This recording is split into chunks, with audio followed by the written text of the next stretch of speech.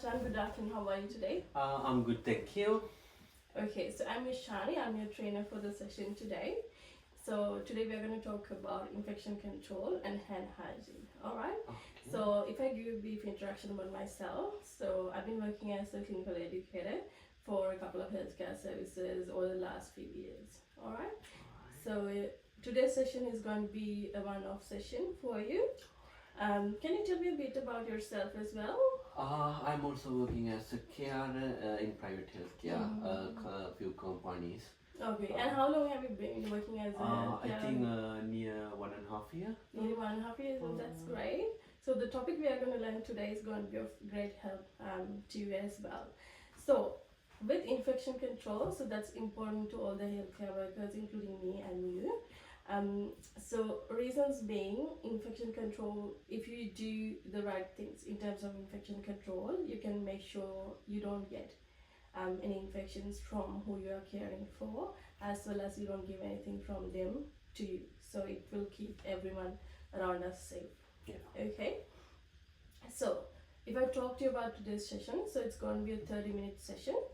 So sort of towards the middle of the session, I'll give you a 5-minute break, a rest time. So during that time, you can write down anything that you like, any questions that you want answered before the end of our session. Okay? Yeah. So let's go through what we're going to learn today. So first thing is we'll talk about why hand hygiene is important for infection control. And then we'll look at a video demonstration that will give you a quick brief about the steps that is involved in doing the hand hygiene properly. Okay, and then I'll give you some time to practice the skill. So first you'll practice it with me, and then you will do it on your own, and then I can give you a bit of feedback about how you do. Okay. And then we are going to go through what you have learned today, sort of summarize everything so we can go back to what we've learned. Alright? And I will also give you a couple of posters about hand hygiene and 5 moments of hand hygiene and all that. We'll talk about that a bit later. Alright? So you can take them home and you can refer to those materials as well. Alright? And you can just sort of ask any questions during any time of the session. If you have any doubts, just clarify them. Okay? Alright, thank you. Alright. So these are the session learning out objectives for this training. So first, so once we are done with everything, these things are the ones that I want you you to do for me. Sort of explain and do everything that we've learned. Okay. So first thing, you should be able to identify the importance of hand hygiene process. Okay. So at the end of the session, once we've learned everything, you should be competent in these things. I hope you will be. Okay. Alright. So the second one, so you should be able to list when we have to do hand hygiene. Okay. There are 5 moments which we'll be discussing in a minute. Alright. And then you should be also able to show me how to do correct hand hygiene, the correct way. Okay. So one other thing that I want you to be competent is you should know how much of alcohol-based hand rub you need to apply in your hands and how long you have to do the whole process for. Okay? And there are situations when we will be using alcohol-based hand rub and also soap and water. So you have to identify when we can use each of these things. Okay? Okay. So before we start, so alcohol-based hand rub solutions are also chemicals.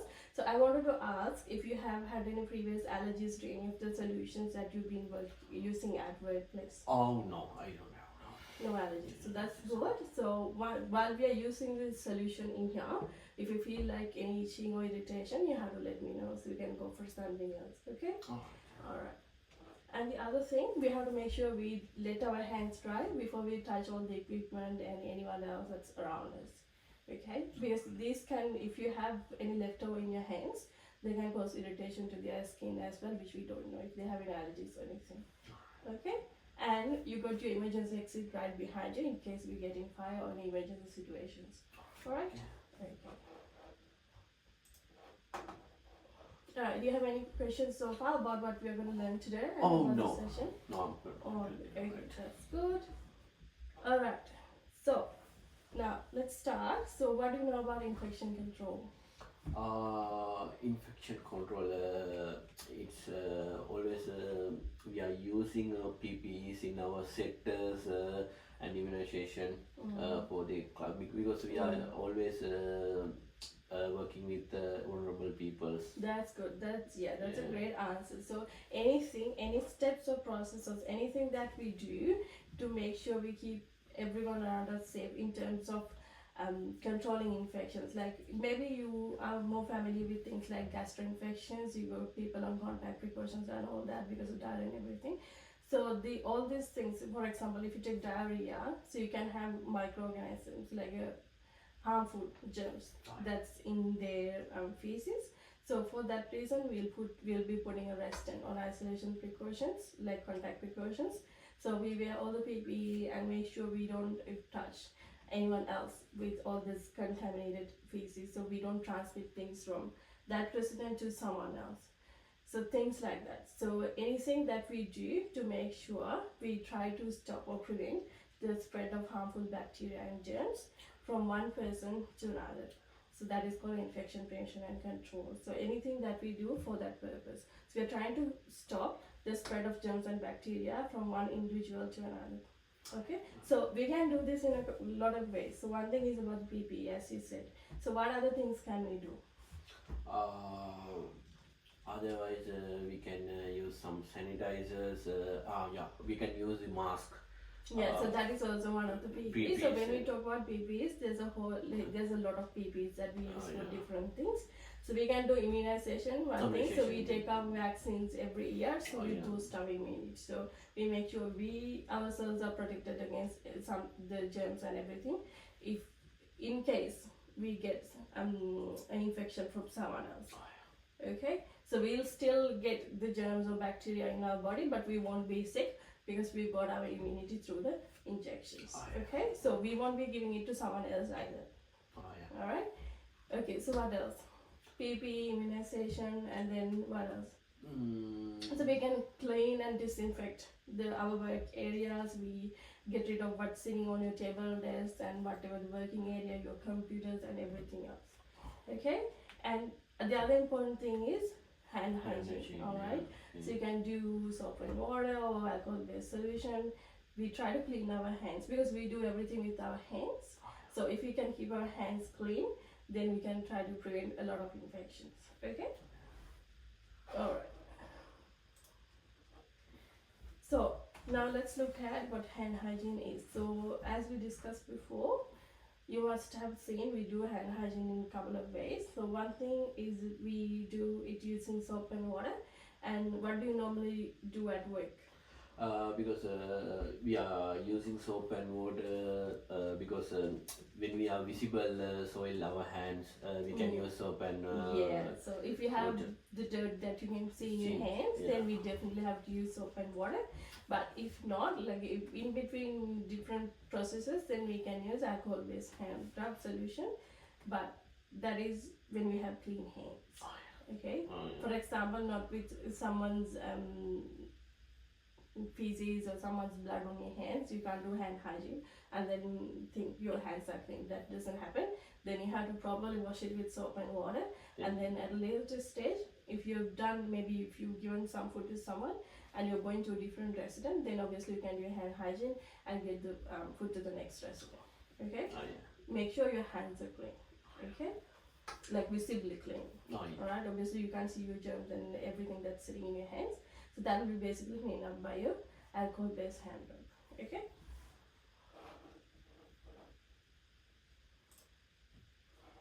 Alright, so the other important thing, so we talk about when we talk about the situations that we will come across to using soap and water and alcohol-based hand rub. Okay, so this training is mainly on how to do your hand hygiene using alcohol-based hand rub. Alright, so now we have to look at when we have to do it. Alright, so I'll give you a quick poster. So this is a poster document that I bought from Hand Hygiene Australia. So this is available in that site as well, and this I got from Australian Commission on Safety and Quality healthcare down there. So this is like an official government website. Alright. Okay. So this website has a lot of information about infection control and also hand hygiene. So this is called 5 moments of hand hygiene. Okay. Alright. So this will tell you exactly when, if you're working in a proper healthcare environment, exactly when, like a hospital, exactly when you need to do your hand hygiene. Okay, so that's explaining 5 steps. So we'll go through this one first. Okay. Okay. Yeah. Before touching the patient, yeah. So first step is before you touch your patient. So in your situation, it can be a resident, okay, or a family member of a resident in a room, obviously. Okay. All right. So can you tell me an example of when this will apply in Before your touching, because sometimes we need to touch their clothes, sometimes the food, something. If you are So any situation, yes. So great answer. So it can be when you're touching their clothes, because whatever is close to them, because these residents will be wearing these clothes, touching these clothes. Say it's the same thing. Okay, so when you have to touch your resident, maybe you're offering them food, maybe you're trying to talk to them, so you'll be touching your resident. Okay, or in a hospital, it will be a patient. So before you touch them, you have to do your hand hygiene. All right. So what that does is it will stop you giving an infection to them. So if you're carrying something in your hands, and once you do your hand hygiene, your hands are clean. So when you touch them, you're not giving them, if you do your hand hygiene correctly, you're not carrying anything in your hands, so you won't give anything to them. Okay. All right. Second step. before a procedure. Okay, so what do you mean by procedure? It may be sometime we are trying to taking out the bloods, put in the cannula, attaching the catheter bag, something. Yeah. And then in an aged care situation, a nursing home situation, maybe you're trying to change their clothes, pads, or change their bag, the urinary bag or leg bag or something, things like that. So before you do anything like that, you have to do your hand hygiene. So the same thing again. So this will make sure you're not giving anything to them during your procedure. Okay, because during a procedure, obviously you will be touching your equipment, plus you'll be touching your resident or the patient as well. Okay. All right. So 3. After procedure, body fluid explore risk. Yeah. So we talk about what the procedure is. So what do you mean by body fluids? It's mean sometimes urine, pus or blood, something. Yeah. So anything that's coming out of your resident's body, or if it is a hospital, from the patient, anything. Okay. So this can be something like blood, something like urine, or maybe in feces, or maybe something coming out of their wounds when they are open. Alright, there are some situations when you have like older people with very bad wounds, so it will be oozing all day, things like the very chronic wounds. Yeah, so things coming out of their body, that is body fluid. Okay, so maybe you've done something for them, let's say a change of a wound dressing, and then so after procedure you have to do your hand hygiene, or maybe you're not doing a specific procedure, but maybe they fell on the floor and then they hit their head and they start bleeding from like a skin break or something. So that is body fluid exposure as well. So maybe you help the resident and then you got blood on your hands, then you're gonna do your hand hygiene. Whether you got blood on your hands or not, it doesn't matter, but you've touched the area where you might have come into contact with body fluid, then you have to do your hand hygiene. So what do we prevent with this step? So the spread of giving, like a spread of infection from you to the resident or from a resident to you? Both same, yeah, because sometimes that one is client to me, and it can be spread me to client as well, because it's both way. Yeah, so if you talk about hand hygiene specifically, what we're trying to prevent is getting something from them to you. Yeah. Okay, but so with hand hygiene, what we're trying to prevent is the spread of things that we carry in our hands. Yeah. So once we do hand hygiene after assisting a resident or a patient, That means we are trying to, so if they, let's say we touch your resident, so we don't know what they've got. So it comes to your hands, and then we're trying to clear that away before you touch someone else. Yeah, okay? right. What you said is correct as well. So if you have, let's say you go close to a resident and then you have some sort of you have flu, all right? So you can still give flu to your resident while you're trying to do a procedure or while you're trying to assist them, but that won't be stopped by doing hand hygiene, because your flu is going to spread by your droplets, your coughing and all this into your breathing. So that in that sense you have to wear a mask. Oh, yeah. So that is about the PPE, all right? Right. So with hand hygiene, with your moment 3, what you're trying to stop is you getting an infection from your resident or the patient that you're trying to assist or that you're trying to do something. All right. Okay? Alright. So step 4. After touching patient, Yeah. maybe sometime we feed them or change the clothes, change the pad or something. Anything. Yeah. If you touch your resident or the patient for any reason, maybe talk to them, maybe they're crying, you are trying to give them emotional support here. For whatever the reason, if you touch them, then you have to do your hand hygiene before you get out of the patient or resident space. Okay? And stage 5, the last one? After touching patient surrounding, that means either bed rails, the tables, if he's using some remote control or something like anything that. that they're using in their daily life or anything that's attached to their body as well. So we think all of them as being contaminated, all of them as carrying germs. Things like the catheter or maybe a blood pressure cuff, anything that's attached to them is considered contaminated as well. So once you touch any of them or the patient as well, so you need to do your hand hygiene. So what are we trying to stop here by doing hand hygiene after you touch your patient? We are trying to stop something going from you to the patient or from the patient or the resident to you. It's at the both are same. Sometimes if I am cleaning my hand, it's not contaminated from me to client, and I'm give him to some service. Then sometimes my hand is dirty or something. If they can after everything, if I do the hand hygiene, if I'm also safe in my side. Yeah. So it can go both ways. So maybe if you touch the surrounding of the patient, you're trying to stop whatever's in the patient surrounding or the resident surrounding coming to you and giving to someone else. So that is one thing.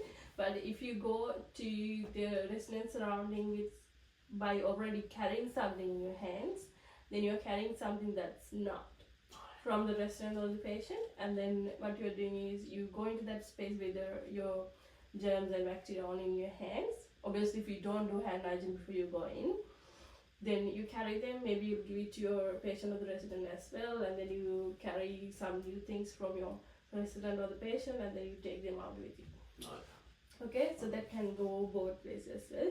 So that's why it's important that you do hand hygiene at every stage. So you break the spread of infections at every stage that you're working with your resident or the patient. Okay? Alright, so any questions around this when to do your hand hygiene? Oh no, I'm clear, thank you. I think most of us do remember to do hand hygiene once you touch your patient and your surrounding and all that. But what we forget that is we need to do hand hygiene before you go to the resident or before you go to the patient as well. That is a step that most of us forget, so we have to keep that in mind. Okay? Alright. You can keep that one so you can refer them back at home. Okay, so now we have to look at how we do the hand hygiene properly with alcohol-based hair rub, obviously. So I've got a solution for you to practice, and you said you don't have any allergies. Okay. So first, this is about 1.5 minutes. So we'll quickly look at this video first. So this will be a bit of a fast one, and then we can do the steps slowly by ourselves after. Okay. All right. I'll play that for you. Just get that here. Okay, can you see the video? Yeah, I can see. Okay. Please note that this technique is not appropriate when hands are visibly dirty or after using the toilet. In these these cases, hand washing is required. Hand rubbing should take you 20 to 30 seconds. Use a timer or count 1, 2, 3, 4, 5 in each of the following steps. Apply a palmful of alcohol-based hand rub in a cupped hand, enough to cover all surfaces of the hands.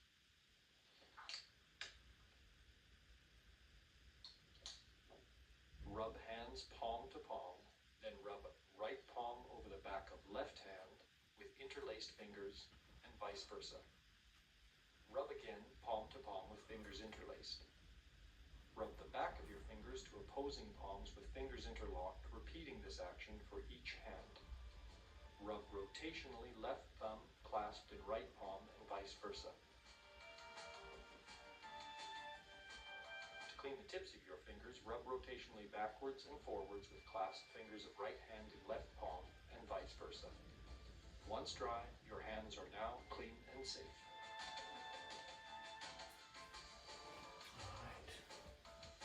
Did you want to have a look at it again? You are happy Oh with no, that? I'm happy with them. Yeah. Okay. I know you must have done this a lot of times during your work, but we have to make sure we do it right. Okay. All right. So I'll give you this poster here.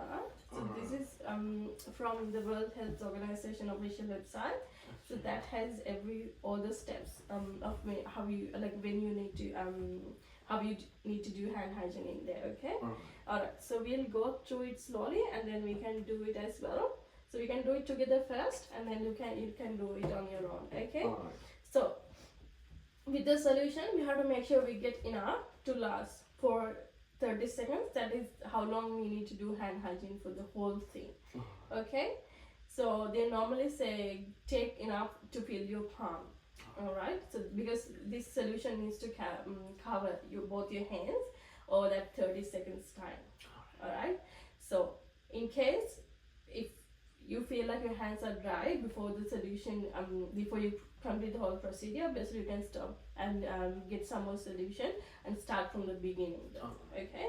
So whole process takes about 30 seconds, and you have like 6 steps of doing it. So spend like 5 seconds in each stage, so you can just sort of count it in your head. Okay. All right. So I'll let you take some hand rub solution. Just take it enough that you feel like it's going to cover both your hands. All right. Okay. Now let's go with the first step. Yeah. So we're going to rub our hands together. Yeah. So about 5 seconds, 4, 5, and then we're going to interlace our fingers. Yeah, go behind each hand, 3, 4, 5, and we're going to do the opposite. 1, 2, 3, 4, 5, and then we're going to interlace our fingers. 1, 2, 3, 4, 5, and then we're going to do like this, just your palm. 3, 4, 5. Yeah, so we're going to do the opposite. 1, 2, 3, 4, 5. Yeah, and then we're going to do the thumb. 1, 2, 3, 4, 5. Yeah, and the opposite. 1, 2, 3, 4, 5. Then we're going to focus on our 1, palm. 2, 3, 4, 5. And the other. 1, 2, 3, 4, 5. Yeah. It's easier. Yeah. So by this time your palms, your hands both should be dry. If you got more solution, if you think you got extra, you can keep rubbing until that gets dry. Okay. All right. So that's how you do it. So you have to do it on your own now. So you can look at your poster as well. All right. Just give me 1 second. Okay. I'm just gonna have a look at how we do, and then we can talk you through what you need to improve on. Okay. All right. Now the assessment, just do it, and then you can talk back a bit. All right. Palm to palm. 1, 2, 3, 4, 5. Then 1, 2, 3, 4, 5. Yeah. 1, 2, 3, 4, 5. Then 1, 2, 3, 4, 5. And look, 1, 2, 3, 4, 5. And side 1, 2, 3, 4, 5. And the 1, thumb. 2, 3, 4, 5. 1, 2, 3, 4, 5. 1, 2, 3, 4, 5. 1, 2, 3, 4, you did all the steps right. So the only thing, I think you did run out of your solution in your hands before you finish the 30 seconds. So some of the solutions do dry out faster. It's based on the chemical and the type of the chemical. So most of the solutions have this alcohol percentage. So we need to use solutions that have more than 70% alcohol percentage in the solution. So that's the amount of alcohol we expect for a solution to have, so that it kills most of the harmful bacteria and germs. Okay. So different solutions you got in the market. Some may be drying out faster than the others. So because at work you'll be using the same type of solution. So after a couple of days you'll understand how much of the solution you need to take in your hands, so it will last you for that 30 seconds to do your hand hygiene properly. Okay, so just take enough to last the 30 seconds. Okay, and if it dries out faster for some situation, at your workplace maybe you have a different solution, or you go to a different place and this is a new solution that you're using, you can always just stop and take a bit more and restart the process from the beginning. Because let's say you run out of your alcohol based hand rub halfway through the process, and then if you go your hand sanitizing bottle or your alcohol based hand rub solution bottle and you touch it and you get some more, so what you do is you are taking whatever is sitting outside that bottle, the germs and all the bacteria sitting outside that bottle, back into your hands, and you're only starting the process halfway. So you're only covering half the hands. Okay, and the parts you're missing from the beginning may be clearing some areas of your hands, but because you're not repeating those steps, you will still carry your germs and bacteria in some of the areas of your hands. So that's why if you have to stop, you have to go from the beginning with all the steps. Okay? Alright. So we're done with that. So just a few of the reminders for you. So hand hygiene, as we all know, is very important to stop the spread of infections, because we always come into contact with our residents and our patients at workplaces. Okay, and now we learned about when we need to do hand hygiene and how to do it correctly. Okay, so I know at work we are all in a rush and we will just get some, just do this and go away, but it doesn't really do what it needs to do. So once you practice a skill well, it doesn't take that long. Okay, alright. So we always use a farmful of alcohol-based hand rub, but in that saying that it depends on how much it's going to cover your hands, which is different from one person to another, which you'll understand once you start using a solution. Okay, and it should last for 20 to 30 seconds. We select 30 seconds, so spend 5 seconds on each step. All right. So obviously we need to cover all the areas of our hands, especially the web spaces in between the fingers, and that's where the most of the microorganisms sit, and that's where we forget to clean. Okay. Alright, so safety is important as well with using all different types of chemicals. So this is also a chemical at the end. So if you have any previous known allergies, just check it at your workplace and let them know that you can't be using this solution.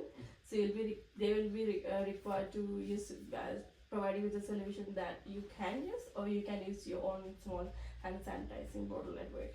Okay, and we have to store these solutions in an accessible location, but it should also be a safe location. For example, if you got kids and all these people coming to your nursing home, these like small children, obviously they don't know what they are doing, so they shouldn't be able to access this. Okay, it could be a safety blade or something that only adults who are supposed to use it can use. Okay, alright, so most important thing, you'll use alcohol based hand rub on visibly soiled hands, not on the other, on the other way. Okay.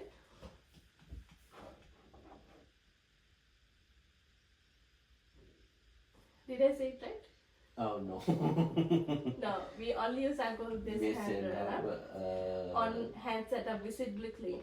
Yeah. Yes. So if your hands are dirty, then if your hands have like all the grease, all the dirt and everything else, then you need to use soap and water. Yeah. Okay. All right.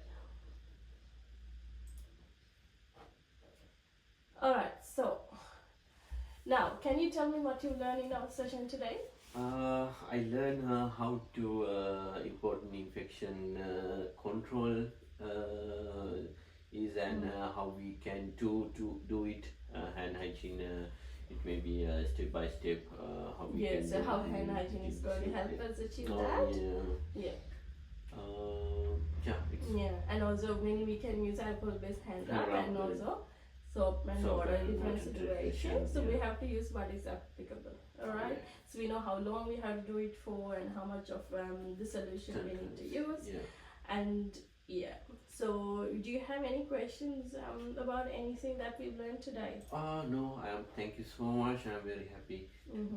So you'll be doing this hand hygiene process like every day at work. So practice at home and then make sure you do it right every time. So that this will keep who you're looking after safe, and then you and also anyone at home. Obviously, you don't want to bring anything from your workplace to your house where your family gets sick.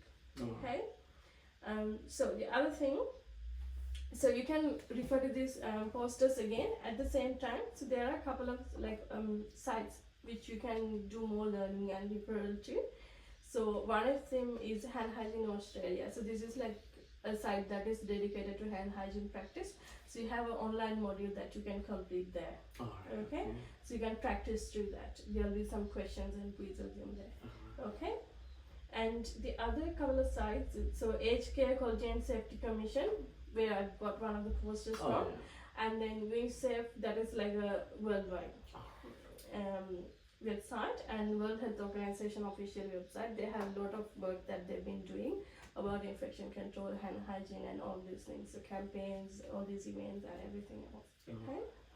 So just refer back to these sites. You can learn a lot from them, and then you can keep these posters and practice at home as well. Alright. Okay. Alright. So this is a feedback form. I want you to just complete it in your own time, and then you can email that back on my email address. Alright. Okay. The other thing, so there'll be no formal assessment today, but I'll organize for a proper assessment in a month's time, and I'll send you an email about it as well, so you can get ready. So until then, keep practicing your skill at work, and then we can assess you properly. Okay. Alright, so any other questions that you have? No, today? thank you so much for training today. No problem, my pleasure. It's just so refer back to all these sites, keep learning, and I'll see you back again on the day we have to do our assessment. Okay? Okay, thank you. Alright, thanks Shan. Have a good rest of the day. Bye.